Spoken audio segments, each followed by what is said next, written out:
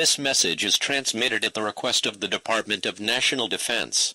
At 8:37 a.m. the Philippine Standard Time, the People's Republic of China declare war to the Republic of the Philippines.